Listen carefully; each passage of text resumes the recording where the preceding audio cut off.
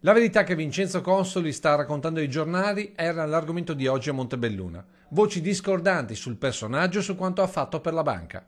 Io penso che prima di chiedere scusa ci dovremmo pensare prima.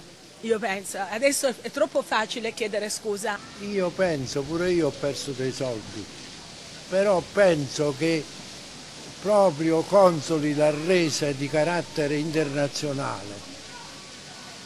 E quindi io non sono d'accordo con quello che scrivono con i giornali, perché prima era una bancarella. Le due facce degli azionisti di Veneto Banca. Sulle locandine l'intervista all'ex amministratore delegato si è detto addolorato per quanto è successo ai soci. Ammette degli errori, ma sottolinea che le cause del disastro sono altre, tra queste la trasformazione repentina in SPA. Parole che secondo molti dovevano arrivare prima. Che doveva parlare prima? È perché se ci sono delle verità vere è meglio che le sappiamo tutte subito, forse avremmo accorciato i tempi di risoluzione di questo problema. Poi c'è chi è convinta che chi era al vertice non poteva non sapere. Io ho conosciuto questa banca quando si chiamava Banca Popolare di Montebelluna, neppure di Asolo, di Montebelluna. Poi è diventata di Asolo, ho seguito tutta la storia praticamente e credo che da quando è entrato Consoli la banca abbia preso una direzione, la direzione che prendono normalmente i megalomani.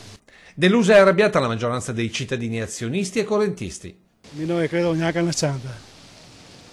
E dopo che vuol che tira fuori i schei che gli ha rubato quei che ai porican, invece di mettersi via per lui.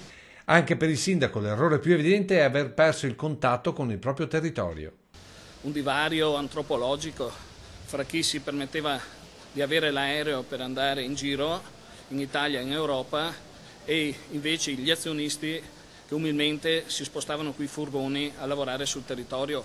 Forse la banca ha perso la sua identità di banca di territorio negli ultimi anni della guida Consoli ed è questo che l'ha mandata in crisi, non il fatto di essere banca del territorio, ma il fatto di aver smesso di essere banca del territorio per una visione di grandezza che si è rivelata assolutamente fallace.